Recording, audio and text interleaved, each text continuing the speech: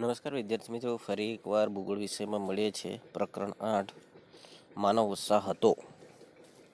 તો ચાલો વિદ્યાર્થી મિત્રો ચર્ચા કરીએ. માનવ વસાહતોનું વર્ગીકરણ જે છે એના વિશે આજે ચર્ચા કરવાના છે આપણે. માનવી માટે ખોરાક પછીની બીજી અનિવાર્ય જરૂરિયાત એટલે આવાસ. બરાબર, આવાસ પણ એક પ્રાથમિક જરૂરિયાતો જે છે એમાં સમાવેશ કરી શકાય છે. વિદ્યાર્થી મિત્રો, પ્રાથમિક જરૂરિયાતમાં આપણે અન્ન, વસ્ત્ર અને આવાસ જે છે એનો સમાવેશ કરીએ છીએ. તો બીજી જરૂરિયાત જે છે એ આવાસ છે. રહેઠાણ વગર જે છે આપણે સુરક્ષિત રહી શકતા નથી. માનવ સંસ્કૃતિને વિકાસ સાથે સાથે આવાસના પ્રકારો જે છે બદલાતા ગયા છે. બરાબર, આદિમાનવના સમયમાં જે છે એ માનવીય ગુફા જે છે એમાં રહેતો હતો. પછી જે છે ઝૂંપડી આવી કે કાચા મકાનો આવ્યા. બરાબર, અને વર્તમાન સમયમાં આપણે ઇમારતો જે છે, ગગનચુંબી ઇમારતો જે છે એમાં પણ શું કરવા લાગ્યા છે? રહેવા લાગ્યા છે. બરાબર, છૂટાછવાયા જે છે રહેઠાણને બદલે વધુ સંખ્યામાં નજીક અને સામૂહિક રીતે બનાવેલા રહેઠાણની પરિસ્થિતિનું નિર્માણ જરૂરી બન્યું છે.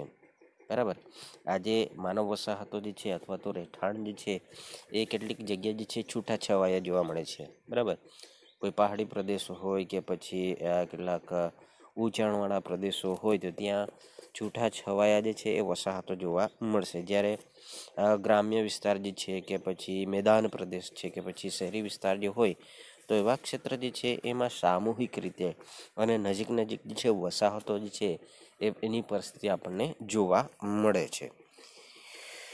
પરિણામે વસાહતોનો ખ્યાલ જે છે એ એવી પરિસ્થિતિ જે છે કે રહેઠાણ કે જુદા જુદા અથવા તો સામૂહિક રીતે જે છે એ ખ્યાલ આવે છે અથવા તો એનો વસાહતનો ખ્યાલ ઉદ્ભવે છે. માનવ સંસ્કૃતિના ઉત્ક્રાંતિકાળ દરમિયાન માનવીને સંરક્ષણ માટે રહેઠાણો બાંધવાની શરૂઆત કરી. શેના માટે? સંરક્ષણના માટે. બરાબર, સંરક્ષણ કેવી રીતે મળે છે આપણને?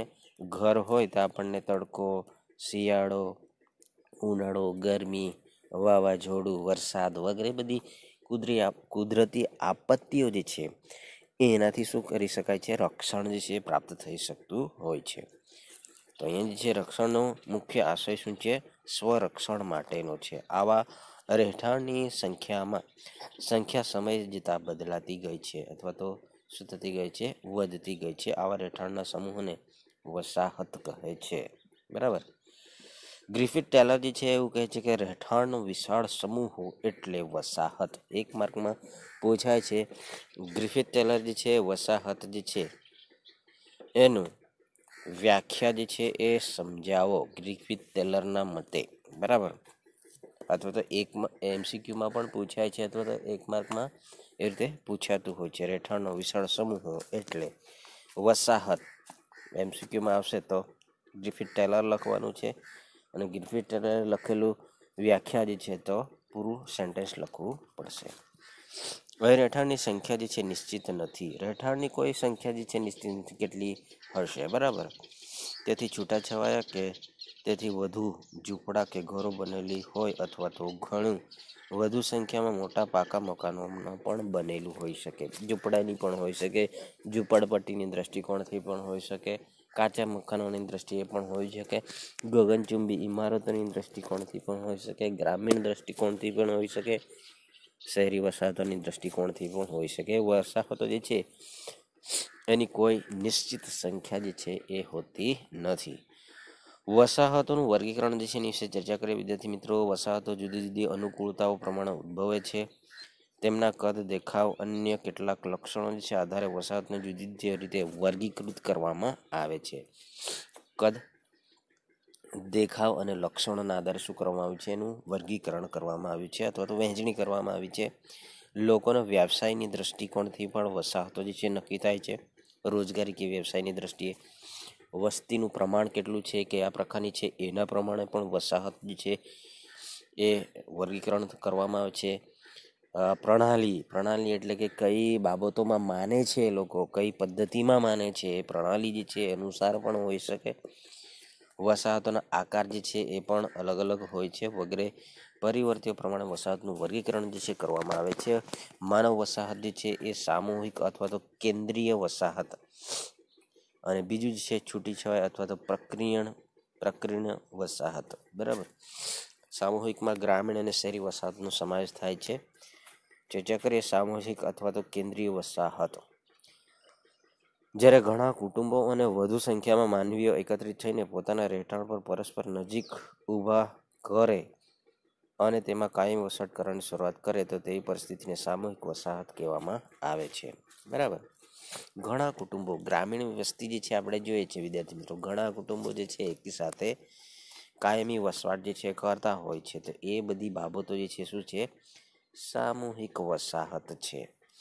આ પ્રકારની વસાહતોમાં રસ્તા, શેરી, મકાનો વગેરે છે વ્યવસ્થિત રીતે આયોજિત કરવામાં આવેલા હોય છે. જ્યારે એક કરતાં વધુ કુટુંબો અને વધુ સંખ્યામાં માણસો ભેગા મળીને પોતાના નિવાસસ્થાનો શક્ય એટલા નજીક ઊભા કરે અને તે વસવાટ કાયમી બને તેવી વસાહતોને સામૂહિક વસાહત કહે છે. બરાબર. બીજા અર્થમાં અહીંયા દર્શાવવામાં આવેલું છે એ જ બાબત અહીં ફરીથી કહી છે. કદ અને તેના કાર્યના આધારે સામૂહિક વસાહતનો મુખ્ય બે વિભાગ પાડી શકાય છે: ગ્રામીણ વસાહત અને શહેરી વસાહત. એક માર્કનો સવાલ સ્પષ્ટ થાય છે. કદ અને સમૂહોના આધારે બે વિભાગ વસાહતના જણાવો. તો કે ગ્રામીણ અને શહેરી વસાહત. ગ્રામીણ વસાહત જે છે એ ગ્રામીણ શબ્દ પ્રાથમિક આર્થિક પ્રવૃત્તિઓનું પ્રાધાન્ય સૂચવે છે. વિશ્વભરમાં જેને ગ્રામ્ય વસાહત કહેવામાં આવે છે તેવી વસાહતોમાં રહેતા લોકો જે છે પ્રાથમિક પ્રવૃત્તિ જેવી કે ખેતી, પશુપાલન, મત્સ્ય, વન્ય જે છે પેદાશો એકઠી કરવી વગેરે ઉપર આધાર રાખે છે. આજે પણ ખેતી એ ગ્રામીણપણાનું મુખ્ય અને મહત્વનું લક્ષણ ગણવામાં આવે છે. પશુપાલનને આ ખેતીનો અંતર્ગત ભાગ ગણવામાં આવે છે.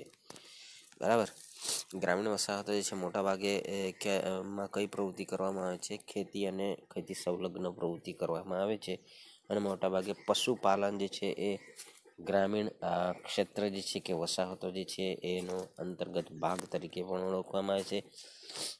તે રીતે સમુદ્ર, નદી કે સરોવરની નજીક સ્થાપેલી ગ્રામીણ વસાહત મત્સ્ય પ્રવૃત્તિમાં નોંધપાત્ર મહત્વ ધરાવતી હોય છે. સીધી વાત છે વિદ્યાર્થી મિત્રો.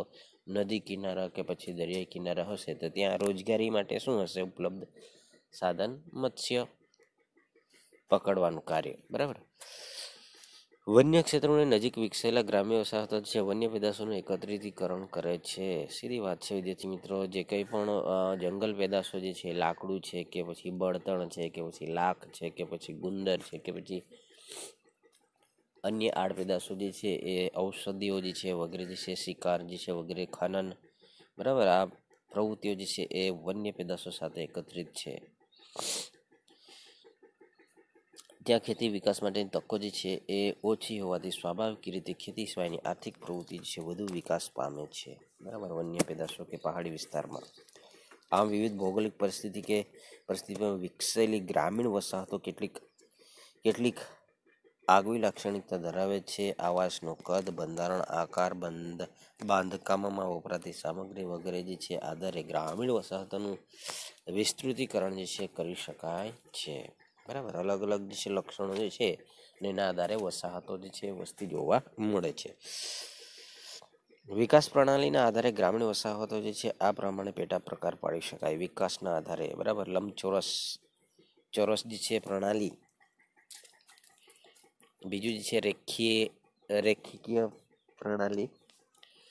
અને ત્રીજું જે છે એ ચક્રીય પ્રણાલી. ચોથું ત્રિકોણ પ્રણાલી, ઉપચક્રીય પ્રણાલી, તારક પ્રણાલી અને નિહારિકા પ્રણાલિકા વગેરે જે છે એ કયા પ્રકાર છે? વિકાસના આધારે જે છે એ ગ્રામીણ વસાહતો અથવા તો ગ્રામીણ વસાહતોના પેટા પ્રકાર જે છે એ જોવા મળે છે. એમાં પહેલી બાબત જે છે વિદ્યાર્થી મિત્રો ચર્ચા કરીએ તો ખ્યાલ આવશે આપણને. આયતકાર જે છે લંબચોરસ પ્રણાલી. બરાબર.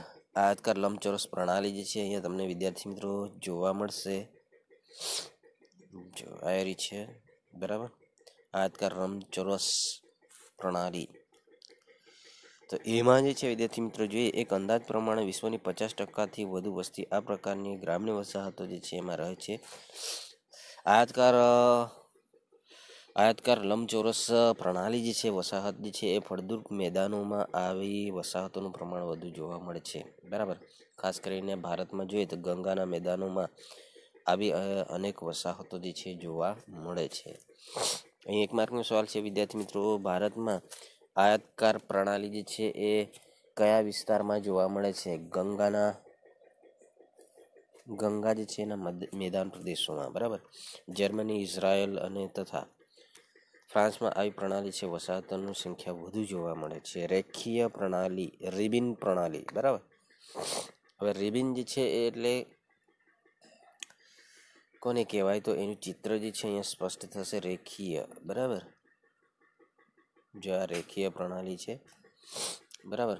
એટલે કે એ દાખલા તરીકે રેલ માર્ગ છે કે નદી વિસ્તાર છે કે સમુદ્ર કિનારો જે છે એના કિનારે જે છે, કિનારે શું જોવા મળશે? એની બંને સાઈડે જે છે એ વસ્તીઓ જે છે કે વસાહત જે છે એ વસેલી હોય તો એને રેખીય પ્રણાલી તરીકે ઓળખવામાં આવે છે. કઈ? રેખીય અથવા તો રિબિન પ્રણાલી, બરાબર. દાખલા તરીકે આવાસો જે છે, આવી આવાસો જે છે સડક, રેલ માર્ગ, નદી, નહેરો જે છે કાંઠાના સમાંતર સ્થિતિમાં ગોઠવાયેલી જોવા મળે છે, બરાબર. અહીંયા ઉદાહરણ આપેલું છે કે બૃહદ હિમાલય ક્ષેત્રમાં તથા ગંગા કિનારા પર રેખીય વસાહતો જે છે જોવા મળે છે, અથવા તો એને રિબિન પ્રણાલી પણ કહે છે, બરાબર. ચક્રીય પ્રણાલી, ચક્રીય પ્રણાલી મહદઅંશે જે છે અગિયારિયાઓ જે છે એ તથા માછીમારીઓ દ્વારા રચાય છે. અગિયારિયાઓ એટલે કે જે દરિયાઈ પ્રદેશો જે છે હોય છે ત્યાં મીઠું જે છે પકવે છે. કોણ? અગિયારિયાઓ, અગરિયાઓ, બરાબર. તો એ જે છે શું કરે છે? એવા વિસ્તારમાં માછીમારો જે છે અથવા તો અગરિયાઓ જે છે જે કાર્ય કરે છે એવા ખારા પાણીના જળાશયો તથા સાગર કાંઠે જે છે અગરિયાઓ જે છે એ વસતા ચક્રીય પ્રણાલી જે છે એ જોવા મળે છે. ચક્રીય પ્રણાલીઓ, બરાબર. આ જે છે ચક્રીય પ્રણાલી છે વિદ્યાર્થી મિત્રો, ગોળ આકાર જે છે જોવા મળે છે કે જ્યાં પાણી જે છે શું કરવામાં આવે છે? એવા આ મોટા મોટા ખેતરો જે છે ચોરસ આકાર જે છે બનાવવામાં આવે છે અને એમાં પાણી જે છે સંગ્રહ કરવામાં આવે છે અને એ પાણી જે છે જ્યારે જેમ જેમ સુકાતું જશે તેમ મીઠામાં પરિવર્તન થશે. તે અગરિયાઓ જે છે એ દરિયાઈ વિસ્તારમાં ખાસ કરીને શું જોવા મળે છે? ચક્રીય જે છે એ પ્રણાલી જે છે એ વસાહત જે છે જોવા મળે છે, બરાબર. ત્રિકોણીય વસાહત પ્રણાલી, ત્રિકોણીય વસાહત પ્રણાલી જે છે એમાં મોટા ભાગે નદીના સંગમ સ્થાન જે છે નજીક જોવા મળે છે, બરાબર. નદીનો મુખ ત્રિકોણ જે છે જેને આપણે ડેલ્ટા પ્રદેશ તરીકે ઓળખાવીએ છીએ, બરાબર. ભૂગોળ વિષયમાં તમે 11મા ધોરણમાં શીખી ગયા હશો. તો એમાં જે છે જે ડેલ્ટા પ્રદેશ જે છે એને ત્રિકોણીય વસાહત પ્રણાલી જે છે એ જોવા મળે છે. ખાસ કરીને ક્યાં? નદી કિનારાના અવરોધને લીધે વસાહતો જે છે એ ભૌતિક વિતરણ જે છે અથવા તો ત્રિકોણ આકાર જે છે એની ગોઠવણી થાય છે અને એવા ત્યાં જે વસાહત હોય છે એને ત્રિકોણીય વસાહત તરીકે ઓળખાય છે.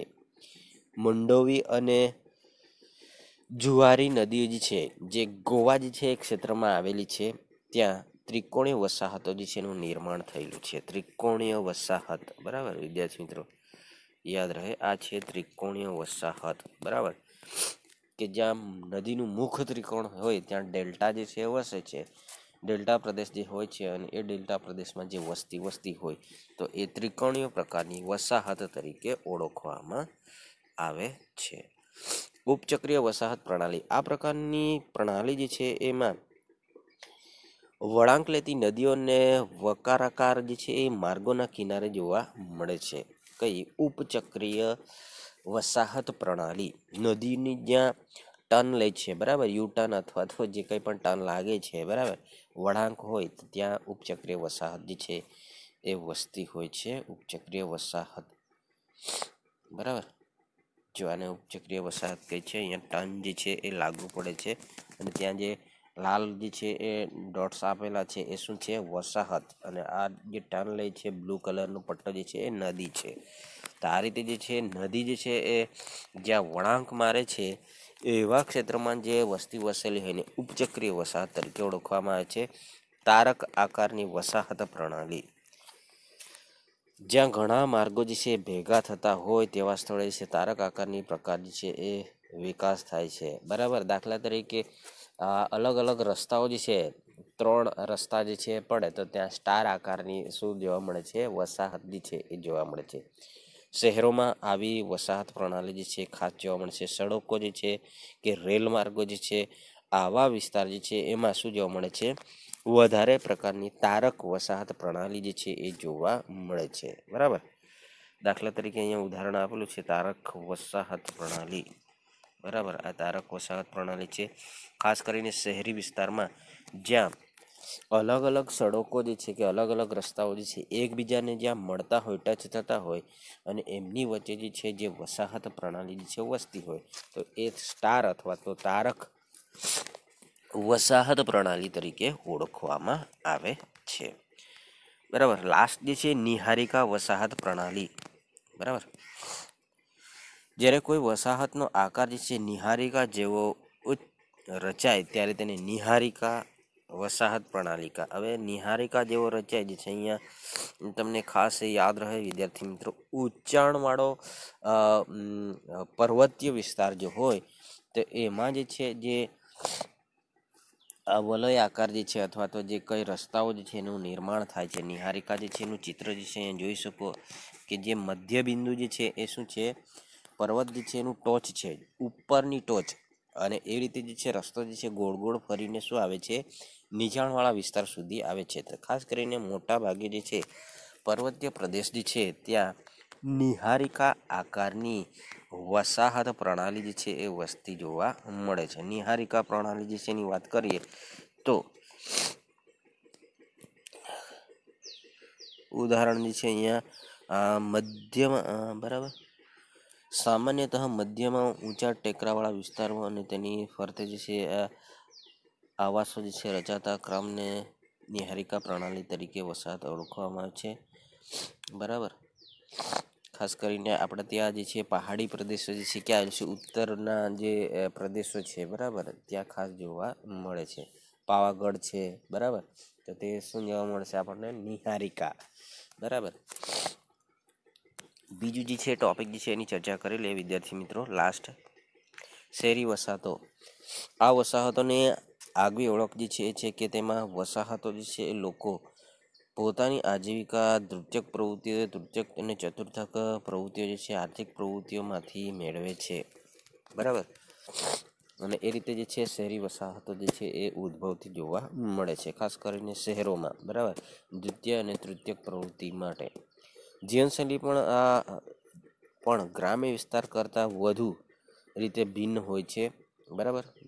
શહેરી વસ્તી જે છે એનું જીવનશૈલી કેવી હોય છે? ગ્રામ્યની તુલનામાં ભિન્ન હોય છે અથવા તો જુદી જોવા મળે છે.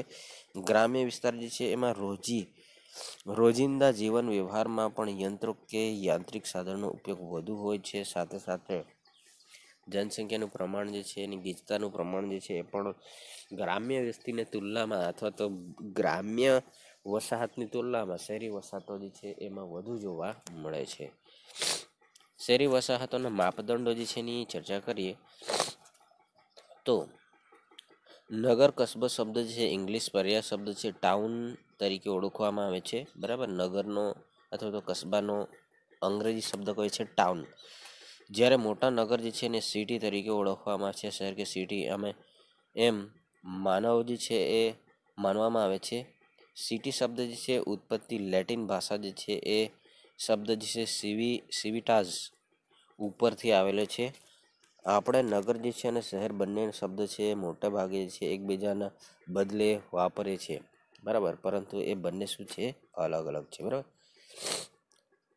પારિભાષિક રીતે બંને શબ્દ જે છે જુદો અર્થ થાય છે. વ્યાખ્યાની દ્રષ્ટિએ જોઈએ તો ઘણા વિદ્વાનો જે છે એમની વ્યાખ્યા જે છે આપી છે.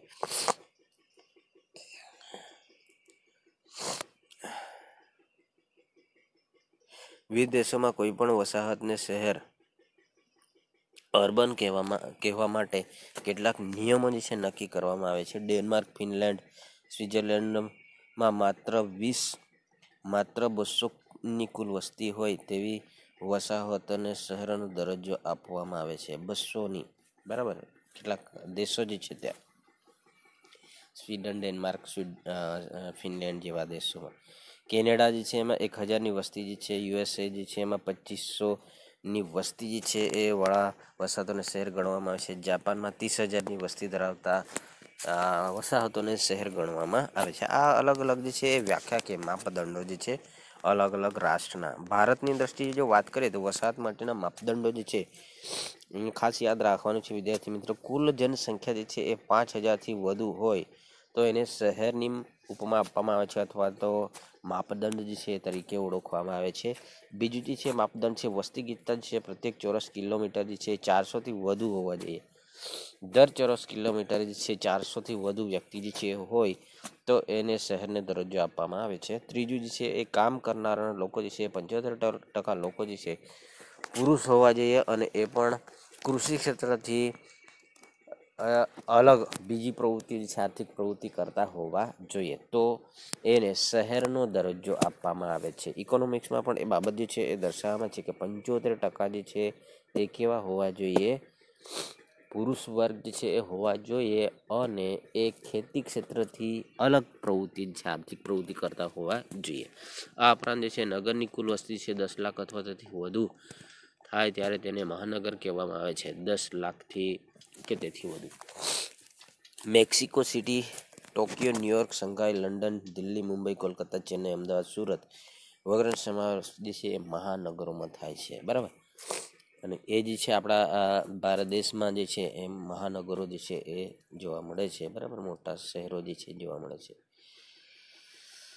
તો વિદ્યાર્થી મિત્રો આજે આપણે એટલું જ ચર્ચા કરીશું. નેક્સ્ટ ટોપિક જે છે શહેરી વસાહતો જે છે એનું કાર્યકરણના આધારે વર્ગીકરણ જે છે એની આપણે ચર્ચા કરીશું. બરાબર. તો વિદ્યાર્થી મિત્રો નેક્સ્ટ ટોપિકમાં મળીશું. ત્યાં સુધી આવજો.